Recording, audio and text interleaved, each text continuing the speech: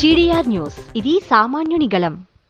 పోషణ పక్వాడా కార్యక్రమాన్ని శ్రీకాళహస్తి మండలంలోని తొండమన్నపురం అంగన్వాడీ కేంద్రం నందు ఐసిడిఎస్ సిడిపిఓ శాంతిదుర్గ ఆధ్వర్యంలో పాలిచ్చే తల్లులకు శిశువుల పోషణపై సంపూర్ణ ఆరోగ్య సంరక్షణకు తీసుకోవాల్సిన జాగ్రత్తలపై మహిళలకు పరిపూర్ణ అవగాహన కల్పించారు. ఈ సందర్భంగా సిడిపిఓ శాంతిదుర్గ మాట్లాడుతూ మహిళలు, గర్భిణీలు, కిషోర బాలికలు, చిన్నారులకు పోషకాలు ఉన్న సమతుల్య ఆహారం అందిస్తేనే భవిష్యత్తులో రోగాలు దరిచేరవని, ఆరోగ్య సంరక్షణకు తీసుకోవాల్సిన జాగ్రత్తల గురించి అవగాహన కల్పించారు. అందరికీ నమస్కారము. మీకందరికీ తెలిసిందే, మనకి డిపార్ట్మెంట్ న్యూట్రిషన్ మీద, అదేవిధంగా ప్రీ స్కూల్ ఎడ్యుకేషన్ మీద పనిచేస్తాము. ముఖ్యంగా ఏంటంటే ఈ నెల 9వ తేదీ నుంచి 23వ తేదీ వరకు మనకి పోషణ పక్వాడా అనే కార్యక్రమం జరుగుతుంది.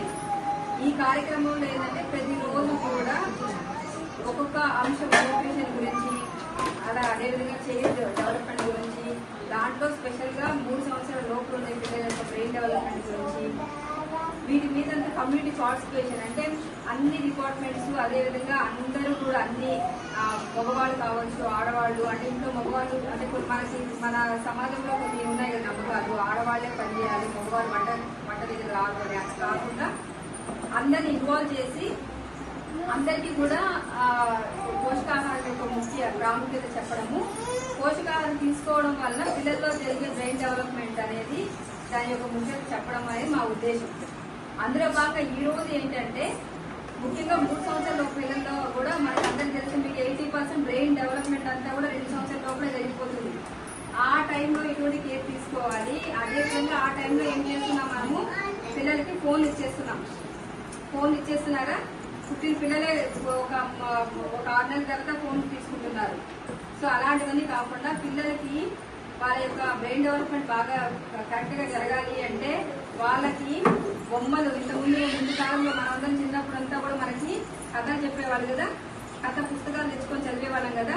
సో స్టోరీ బుక్స్, స్టోరీ చెప్పడాలు, అదేవిధంగా బొమ్మలు చూపించి బొమ్మల ద్వారా ఒక సన్నివేశం చెప్పడము, దానిలో కలర్స్ కనిపిస్తే కలర్స్ చెప్పడము, ఇలాంటివన్నీ మనము చేసినప్పుడు ఆ పిల్లల్లో హెల్తీ డెవలప్మెంట్ అనేది, హోలిస్టిక్ డెవలప్మెంట్ అనేది జరుగుతుంది అనేది ఈ సందర్భంగా మీతో షేర్ చేస్తున్నాము. మీరు అందరూ కూడా ఇంట్లో ఎక్కువ సమయం పిల్లలతో గడపండి. మనం కూడా ఉదాహరణ చెప్పాలంటే ఫోన్ అడిక్షన్ అయిపోయాము. ఎందుకంటే టైం దొరికితే ఫోన్ తీసుకుంటాం, ఏదో రీల్స్ చూస్తూ ఉండడం అలవాటు అయిపోయింది. దానివల్ల పిల్లల్ని పట్ల శ్రద్ధ ఎక్కువ పెట్టుకోకపోవడం వల్ల పిల్లల యొక్క అభివృద్ధి అనేది కుంటుపడుతుంది. కాబట్టి ఎంత ఉన్నా కూడా వాళ్ళ స్కూల్ వెళ్ళిపోయినాక కాబట్టి మీరు చూడాల్సింది, మీరు నేర్చుకోవాల్సింది, ఫోన్లో నేర్చుకోవాల్సింది చాలా ఉంటుంది కదా.